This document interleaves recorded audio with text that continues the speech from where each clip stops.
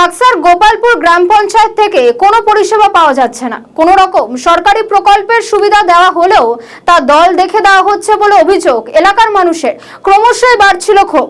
মঙ্গলবার কাকসার গোপালপুর গ্রাম পঞ্চায়েতে তালা ঝুলিয়ে দিয়ে বিক্ষোভ দেখান স্থানীয়রা। পঞ্চায়েতের প্রধান এবং উপপ্রধানকে লক্ষ্য করে রীতিমতন চোর চোর স্লোগান দেওয়া হয়।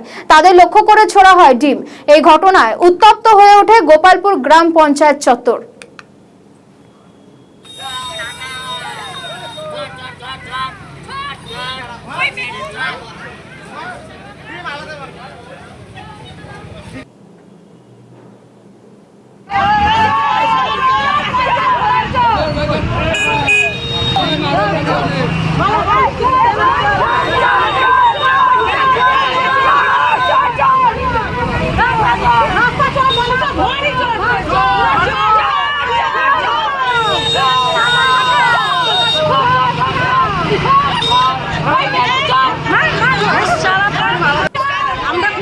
পঞ্চায়েতে কোনো সুযোগ সুবিধা আমরা পাচ্ছি না।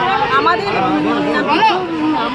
মা জেঠিমা কাকিমা যদি পঞ্চায়েতে বৃদ্ধ ভাতারের এখানে বিষয় নিয়ে যদি আসছে বলছে বিডিও অফিসে যান, আমরাই অন্নপূর্ণা ভাণ্ডারের ফর্ম এখানে জমা দিয়েছি, আমরাই কোনো ফ্যাসিলিটি পাইনি।